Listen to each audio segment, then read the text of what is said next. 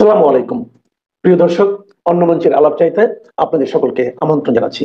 সোমবার মানবতা বিরোধী অপরাধে মৃত্যুদণ্ড দেওয়া হয়েছে বাংলাদেশের সাবেক প্রধানমন্ত্রী শেখ হাসিনা এবং স্বরাষ্ট্রমন্ত্রী আসাদুজ্জামান খান কামালকে।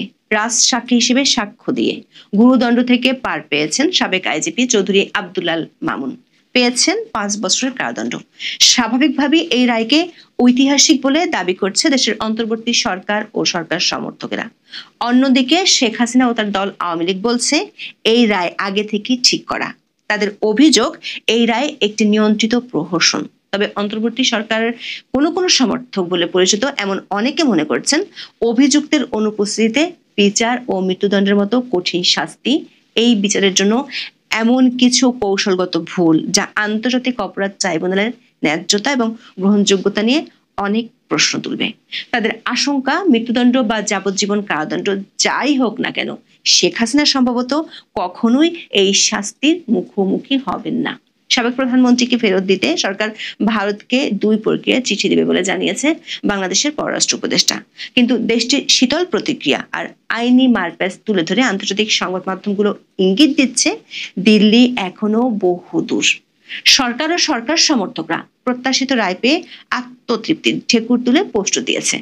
তবে সরকারের সূত্রগুলো বলছে কয়েকদিন ধরে বাংলাদেশের রাজনীতিতে যে উত্তপ্ত পরিবেশ দেখা যাচ্ছে এ রায়ের পর সেটির বারুদ আরো জোরালো হতে পারে এমন আশঙ্কার কথা গোয়েন্দারা সরকারকে জানিয়েছে।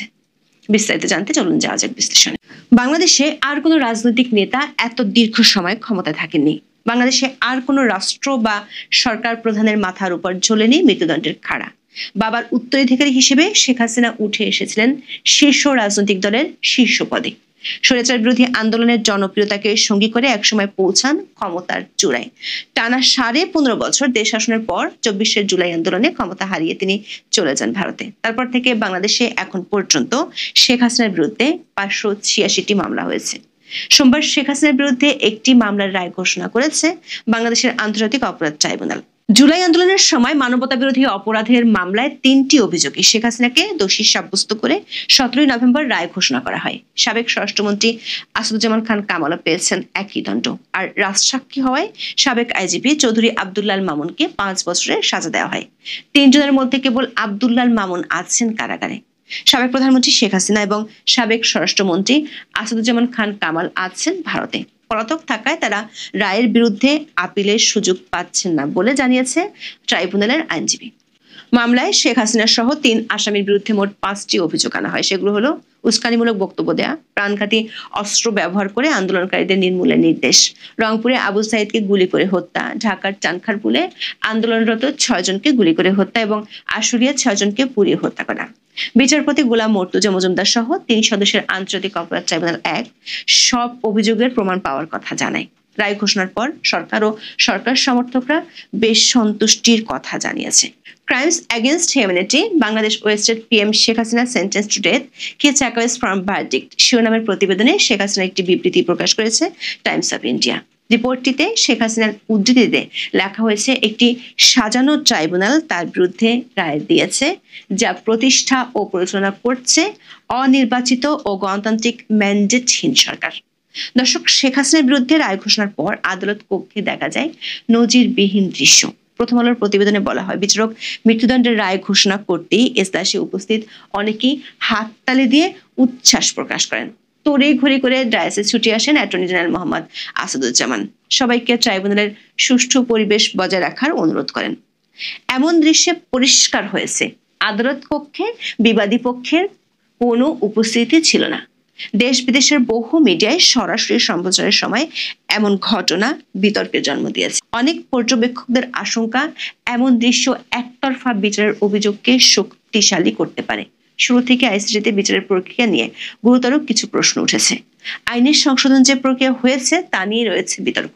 আবার এই আদালত এ ধরনের মামলার বিচার করার সাংবিধানিক বৈধতা রাখে কিনা তা নিয়েও রয়েছে তর্ক। 71-এর যুদ্ধাপরাধের অভিযোগের বিচারের জন্য 1973 সালে প্রণীত হয় আন্তর্জাতিক অপরাধ ট্রাইব্যুনাল আইন।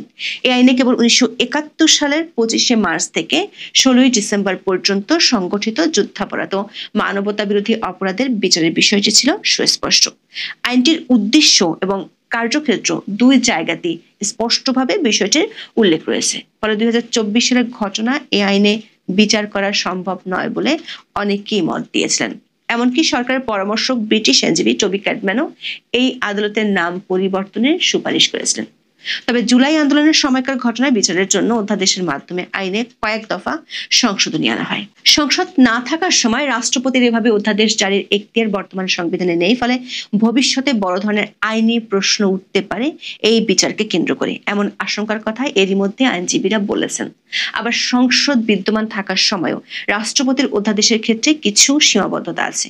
সংবিধানের 93 অনুচ্ছেদে অধ্যাদেশ জারির ক্ষমতা দেওয়া হলেও সেখানে বলা আছে অধ্যাদেশ আইনসভার ক্ষমতার সমপর্যায়ের, তবে সংবিধানের সঙ্গে সাংঘর্ষিক হতে পারবে না। অর্থাৎ সংসদ যেটা করতে পারে না, রাষ্ট্রপতি অধ্যাদেশ দিয়েও সেটা করতে পারেন না।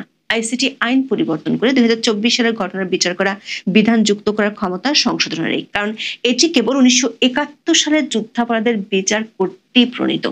আর সে কারণে রাষ্ট্রপতি অধ্যাদেশ দিয়েও আইনটি পরিবর্তন করতে পারেন কি না তা নিয়ে বিতর্ক রয়েছে। এই রিপোর্ট করার সময় amnesty international south Asia Sheikh হাসিনার মামলার রায় নিয়ে একটি বিবৃতি দিয়েছে। ওই বিবৃতিতে বলা হয়েছে, শেখ হাসিনার মামলার বিচার প্রক্রিয়া এবং মৃত্যুদণ্ড কোনোটি স্বচ্ছ ও ন্যায়সঙ্গত হয়নি। সরকার সমর্থক ব্রিটিশ সাংবাদিক ডেভিড বার্গম্যান, যিনি দীর্ঘদিন ধরে আইসিটি পর্যবেক্ষণ করেন, তিনি এর আগে আন্তর্জাতিক অপরাধ ট্রাইব্যুনালে বিচারক নিয়োগ নিয়েও প্রশ্ন তুলেছিলেন। হাইকোর্টের সমমর্যাদার এই আদালতে যারা নিয়োগ পেয়েছেন তাদের বেশিরভাগেরই হাইকোর্টে বিচার করার ন্যূনতম অভিজ্ঞতাই নেই। আবার নিয়োগ পাওয়ার আগে স্থায়ী হতে অন্তত 10টি মামলার বিচার করার অভিজ্ঞতা থাকতে হয়, সেটিও নেই। এসব কারণে এত গুরুত্বপূর্ণ মামলায় কেন সদ্য নিয়োগ পাওয়া বিচারক নিয়োগ পেলেন তা নিয়ে প্রশ্ন তুলেছেন অনেকে। রায় হওয়ার পরও একটি পোস্ট দিয়েছেন সাংবাদিক ডেভিড বার্গম্যান। তিনি অ্যামনেস্টি ইন্টারন্যাশনাল সাবেক কর্মকর্তা তাকবির হুদার একটি পোস্ট শেয়ার করে লিখেছেন, অভিযুক্তদের অনুপস্থিতিতে বিচার ও মৃত্যুদণ্ডের মতো কঠিন শাস্তি শেখ হাসিনার বিচারের রায়কে কার্যকর করা প্রায় অসম্ভব করে তুলল। এ বিচারের প্রক্রিয়া নিয়ে আন্তর্জাতিক মহলে অনেক প্রশ্ন ওঠার ইঙ্গিত দেন। দর্শক, অনেকেই শেখ হাসিনার বিচারের রায়কে বলছেন প্রতীকী। অ্যামনেস্টি ইন্টারন্যাশনালের সাবেক কর্মকর্তা তাকবির হুদা অন্তর্বর্তী সরকার সমর্থকদের উদ্দেশ্য করে লিখেছেন, লক্ষ্য যদি শুধু শেখ হাসিনাকে ফিরে আসতে বাধা দেওয়া এবং প্রতীকী মৃত্যুদণ্ড জারি করা হয়, তা বাস্তবায়ন করা প্রায় অসম্ভব, তাহলে এই রায় সফল হবে। তিনি লিখেছেন, যে পদ্ধতিতে বিচার করা হয়েছে এবং মৃত্যুদণ্ড দেওয়া হয়েছে সে বিষয়টিকে শেখ হাসিনা ও তার দলের পক্ষ থেকে আন্তর্জাতিক রাজনৈতিক শো ট্রায়াল হিসেবে উপস্থাপন করা সহজ হয়ে যাবে। দর্শক, এরই মধ্যে আন্তর্জাতিক গণমাধ্যমগুলো মৃত্যুদণ্ড দেওয়ার বিষয়টি বেশ গুরুত্ব দিয়ে প্রকাশ করেছে। মার্কিন গণমাধ্যম নিউ ইয়র্ক টাইমস রায় ঘোষণা নিয়ে শিরোনাম করেছে, Bangladesh court sentences former leader Sheikh Hasina to death. এর মধ্যে বিবিসি ও আল জাজিরা রায় পরবর্তী সময় ভারতের অবস্থান সম্পর্কিত বিশ্লেষণও প্রকাশ করেছে। এসব বিশ্লেষণে বলা হয়েছে, ভারত থেকে ফিরিয়ে এনে দণ্ড কার্যকর করার কোনো সুযোগ আপাতত দেখা যাচ্ছে না। এর আগে সরকারের বিভিন্ন পক্ষ থেকে ইন্টারপোলের মাধ্যমে শেখ হাসিনাকে ফিরিয়ে আনার গাল গল্প ছড়ানো হয়েছিল। তবে আমরা এর আগে দেখিয়েছিলাম, ইন্টারপোলের মাধ্যমে কোনো রাজনৈতিক ব্যক্তিত্বকে ফেরানো সম্ভব নয়। বাংলাদেশের পররাষ্ট্র উপদেষ্টা মোহাম্মদ তৌহিদ হোসেন সাংবাদিকদের বলেছেন, শেখ হাসিনা এবং আসাদুজ্জামান খান কামালকে ফেরত পাঠাতে ভারত সরকারের কাছে 2 প্রক্রিয়ায় চিঠি পাঠানো হবে। এদিকে এই রায় ঘোষণার প্রায় ঘন্টা 3 পর ভারত এক সংক্ষিপ্ত প্রতিক্রিয়া জানিয়েছে, এই রায় তাদের নজরে এসেছে। বিবিসি বাংলার খবরে বলা হয়েছে, পররাষ্ট্র মন্ত্রণালয়ের বিবৃতিতে আন্তর্জাতিক অপরাধ ট্রাইব্যুনালকে উদ্ধৃতি চিহ্নের মধ্যে লেখা হয়েছে, যা ইঙ্গিত দিচ্ছে ভারত এই নামকরণের সঙ্গে একমত নাও হতে পারে। ঘনিষ্ঠ প্রতিবেশী হিসেবে ভারত যে বাংলাদেশের মানুষের স্বার্থে অঙ্গীকারাবদ্ধ থাকবে, বিবৃতিতে মনে করিয়ে দেওয়া হয়েছে সে কথাও। ভারতের শীর্ষস্থানীয় কর্মকর্তারা বিবিসিকে আভাস দিয়েছেন, এই রায়ের ফলে শেখ হাসিনাকে নিয়ে দিল্লির অবস্থান আদৌ বদলাচ্ছে না এবং তাকে বাংলাদেশের হাতে তুলে দেওয়ারও কোনো প্রশ্নই উঠছে না। দর্শক, গত বছরের 5ই আগস্ট থেকে শেখ হাসিনা ভারতে আছেন। প্রত্যর্পণ চুক্তি অনুযায়ী শেখ হাসিনাকে ফেরত চেয়ে বাংলাদেশের পক্ষ থেকে ভারতকে একটি কূটনৈতিক পত্র বা নোট ভার্বাল পাঠানো হয়েছিল গত বছরের ডিসেম্বরে। তার মাত্র 2 দিনের মধ্যে সেই নোট ভার্বালটি পাওয়ার কথা স্বীকার করেছিল ভারত। তবে এরপর তারা সেই অনুরোধ নিয়ে কি ভাবছে বা কি অবস্থান নিচ্ছে ভারত আনুষ্ঠানিকভাবে তা নিয়ে আজ পর্যন্ত একটি শব্দ খরচ করেনি। একান্ত আলোচনায় ভারতের পররাষ্ট্র বা স্বরাষ্ট্র মন্ত্রণালয়ের কর্মকর্তারা বরাবরই বলেছেন, প্রত্যর্পণ চুক্তির হাজারটা ফাঁকফোকর কাজে লাগিয়ে এই হস্তান্তরের অনুরোধ নাকচ করার বা দিনের পর দিন ঝুলিয়ে রেখে কালক্ষেপণ করার অজস্র সুযোগ রয়েছে। প্রয়োজন হলে ভারত যে কোনো সময় সেই রাস্তাও নিতে পারে। অভিযোগগুলো রাজনৈতিক প্রতিহিংসার জন্য আনা হয়েছে। চুক্তির এই ধারাটি ব্যবহার করি তখন প্রত্যর্পণের অনুরোধ নাকচ করা যাবে বলে মনে করেন অনেক বিশেষজ্ঞ। এদিকে দিনভর সরকার আস্থাভাজন একটি গ্রুপ ধানমন্ডির 32 নম্বরের বাড়িটি আবারও ভাঙার জন্য জড়ো হয়েছিল। সেখানে পুলিশের উপর তারা আক্রমণ করেছিল। তবে সরকারি একটি সূত্র বলছে যে দুটি এক্সকাভেটর আনা হয় সেগুলো সরকারি একটি সংস্থা থেকে আনা হয়েছে। দর্শক, বেসরকারিভাবে 6টি প্রতিষ্ঠান এ ধরনের এক্সকাভেটর ভাড়া দিয়ে থাকে, কিন্তু খোঁজ নিয়ে নিশ্চিত হয়ে গেছে সোমবার এই 6টি প্রতিষ্ঠান থেকে কোথাও কোনো এক্সকাভেটর ভাড়া দেওয়া হয়নি। ফলে প্রশ্ন উঠেছে, সরকার ঘনিষ্ঠ একটি গ্রুপ কি তাহলে বারবার 32 নম্বরের বাড়িটি ভাঙার উদ্যোগ নিচ্ছে? 32 নম্বরের সামনে পুলিশের উপর আক্রমণ চালালেও আইনশৃঙ্খলা বাহিনী তাদের গ্রেপ্তার না করায় সরকারের কর্মকাণ্ড আবারও বিতর্কের জন্ম দিয়েছে। একাধিক সূত্র বলছে, রায় পরবর্তী রাজনৈতিক পরিবেশ বেশ উত্তপ্ত হয়ে উঠতে পারে এমন আশঙ্কার কথা সরকারকে এরই মধ্যে গোয়েন্দারা জানিয়েছে। সরকার তার মিত্রদের দমন করতে ব্যর্থ হয়ে যে বিবৃতি দিয়েছে সেখানেও এমন আশঙ্কার আঁচ পাওয়া গেছে। সরকারি বিবৃতিতে বাংলাদেশি জনগণকে যে কোনো ধরনের বিশৃঙ্খলা উত্তেজনা ছড়াতে পারে এমন আচরণ, হিংসা বা বেআইনি কর্মকাণ্ড থেকে বিরত থাকতে অনুরোধ করা হয়েছে। দর্শক, গত 5 ফেব্রুয়ারি সিটি কর্পোরেশনের সরকারি বুলডোজার দিয়ে সেনাবাহিনীর সামনে মুক্তিযুদ্ধের স্মৃতি বিজড়িত ধানমন্ডির 32 নম্বরের বঙ্গবন্ধুর বাড়িটি সরকারের সমর্থকরা ভেঙেছিল।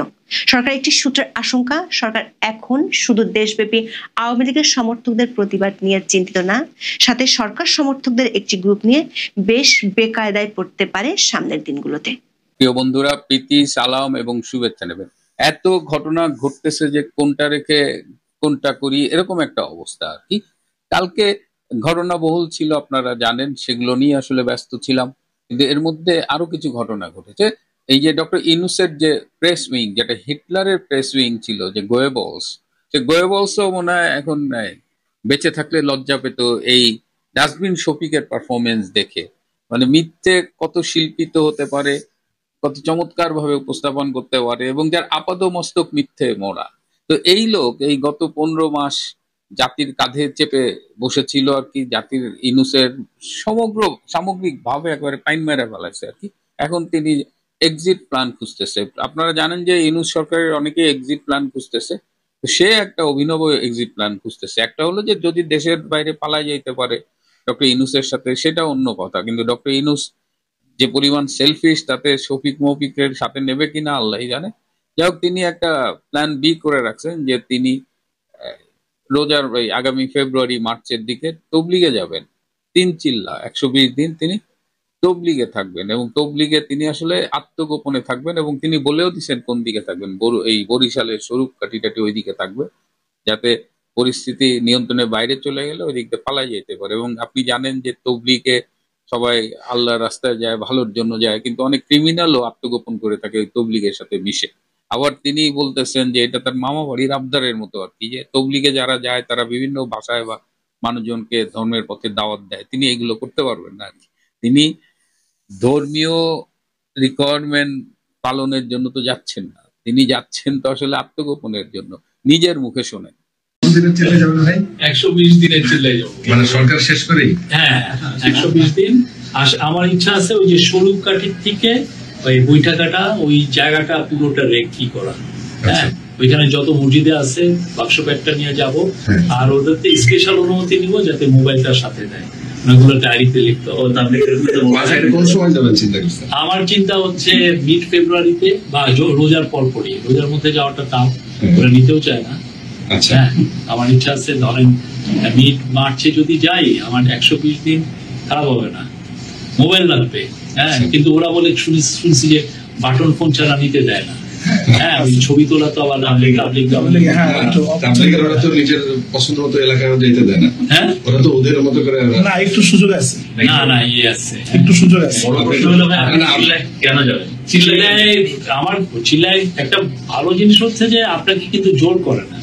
ধরেন আপনি জিকির আজকাল করতেছেন, আবার একটা দল তো যে ধরেন এই লোকজনকে ধরে এরা তাকে হেদায়েত করতে চায়। আমি ভাই ওই হেদায়েতের পন্থায়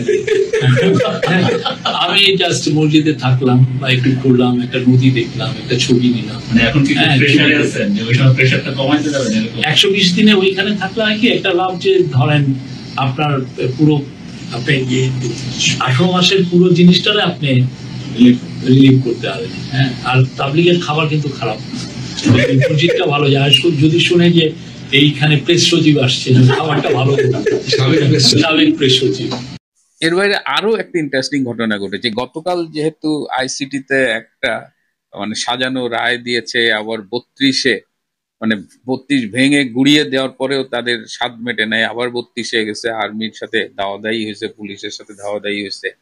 ঠিক যে মুহূর্তে বুলডোজার আর্মি ভাঙতেছিল, ঠিক সেই মুহূর্তে ধানমন্ডি 27-এর পাশে যে রাপা প্লাজা আছে সেইখানে এই যে শফিক তো প্রেস সচিব আর ডেপুটি প্রেস সচিব, ওর নাম কি, আবুল কালাম আজাদ মজুমদার বোধহয়, ওই যে একটু চোখগুলা একটু ডিফারেন্ট, স্পেশাল দৃষ্টির অধিকারী, সে তো মানুষ মনে করে না। ডেপুটি প্রেস সচিব হওয়ার পর থেকে তার ব্যবহার এত খারাপ হয়েছে যে কালকে সে গাড়ির মধ্য থেকে আর পথচারী কয়েকজনের সাথে ভীষণ খারাপ ব্যবহার করছে আর কি, মানে দেখে নিবে আর কি, তারা তো এখন দেশের রাজা। তারপরে কি হলো, প্রথমে দেখেন যে গাড়ির মধ্যে বসে কিভাবে ট্রেড করতেছে,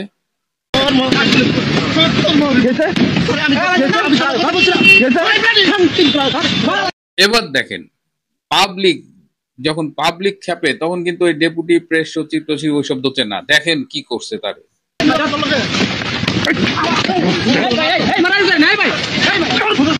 এবং তখন এই মোহাম্মদপুর থানা ওইদিকে মানে থানার থেকে পুলিশ আসছে এবং পুলিশ এসে তাকে উদ্ধার করছে, তাকে থানায় নিয়ে গেছে এবং পরে মুচলেখা দিয়ে তাকে ছাড়া হয়েছে। সুতরাং দেখেন পাবলিক রোষ কিন্তু শুরু হয়ে গেছে আর কি। এরপরে আরো কি কি অপেক্ষা করছে সেটা দেখার জন্য আমাদের কিছুদিন অপেক্ষা করতে হবে। তবে ঘটনা শুরু হয়ে গেছে এবং এরা কিন্তু গণধোলাই খাওয়া শুরু করছে, যেটা খাইলেন এই ডেপুটি প্রেস সচিব আজাদ মজুমদার। এবং সবশেষে দেখেন, আমরা যে বারবার বলছি যে এই রায় অনেক আগে থেকেই লেখা, এই যে গতকাল আইসিটিতে শেখ হাসিনার বিরুদ্ধে যে রায় দিয়েছে আমরা জানতাম কি রায় হতে পারে। এবং এই প্রেস রিলিজ দেখেন, কালকে রায়ের পরে একটা ফেসবুকে স্ট্যাটাস দিয়েছে, দেখেন 17ই আগস্ট, মানে তারা স্ট্যাটাসটা পর্যন্ত সেই আগস্ট মাসে লিখে রাখছে। পরে যখন পাবলিক দেখা দিছে তখন আবার ওইটা ঠিক করে 17ই নভেম্বর করছে। তার মানে বুঝতে পারতেছেন যে কিভাবে দেশ চালাচ্ছে ডক্টর ইউনূস এবং কি প্রেস রিলিজ নিয়ে এসে বসে আছে। প্রিয় বন্ধুরা, এটা ছিল একটা ছোট্ট এপিসোড। আমি একটা কিছু অনুরোধ করি, যারা এই এপিসোডটি দেখছেন কিন্তু এখনো আমার চ্যানেল সাবস্ক্রাইব করেনি, তাদের সাবস্ক্রাইব করবার জন্য অনুরোধ করছি। এবং যারা দেশের বাইরে থেকে নিয়মিত আমার অনুষ্ঠানগুলো দেখেন তাদের প্রতি একটা বিনীত অনুরোধ এই চ্যানেলটিতে জয়েন করবার জন্য। আপনারা দেখবেন যে একটা জয়েন বাটন আছে, সেখানে ক্লিক করেন, এটা একটা মান্থলি সাবস্ক্রিপশন আছে, খুব সামান্য। আজ এ পর্যন্তই, ভালো থাকবেন, সুস্থ থাকবেন, তার চেয়েও জরুরি হলো নিরাপদে থাকবেন। সবাই